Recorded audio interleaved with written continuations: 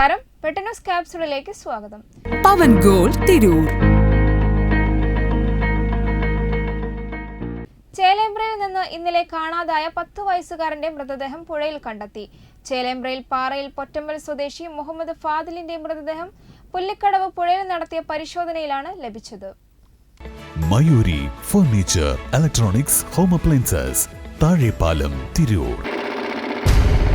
വ്യാഴാഴ്ച വൈകിട്ട് 3:30 വീട്ടിൽ നിന്ന് പാറയിലെ അങ്ങാടിയിലേക്ക് പോയ 10 വയസ്സുകാരനായ കുട്ടിയെ പിന്നീട് കാണാതാവുകയായിരുന്നു. അങ്ങാടിയിലെ CCTV ദൃശ്യങ്ങളിൽ കുട്ടി അവിടെ എത്തിയ ദൃശ്യങ്ങളുണ്ടായിരുന്നു. എന്നാൽ പിന്നീട് എന്ത് സംഭവിച്ചു എന്നതിൽ വ്യക്തത ഉണ്ടായിരുന്നില്ല.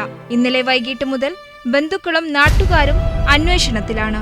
ബന്ധുവീട്ടുകളിലോ സുഹൃത്തുക്കളുടെ വീട്ടിലോ കുട്ടി എത്തിയിരുന്നില്ല. ഇന്ന് രാവിലെ വീടിന് സമീപത്തെ വെള്ളക്കെട്ടുകളിൽ ഉൾപ്പെടെ അഗ്നിശമന സേനയും നാട്ടുകാരും പരിശോധന നടത്തിയിരുന്നു. ഇതിനുശേഷമാണ് വീടിന് 1/2 കിലോമീറ്റർ അകലെയുള്ള പുഴയിൽ തിരച്ചിൽ ആരംഭിച്ചത്. കനത്ത മഴ പെയ്തൊഴിഞ്ഞതിന് പിന്നാലെയാണ് ഫാദിൽ വീട്ടിൽ നിന്ന് അങ്ങാടിയിലേക്ക് പോയത്.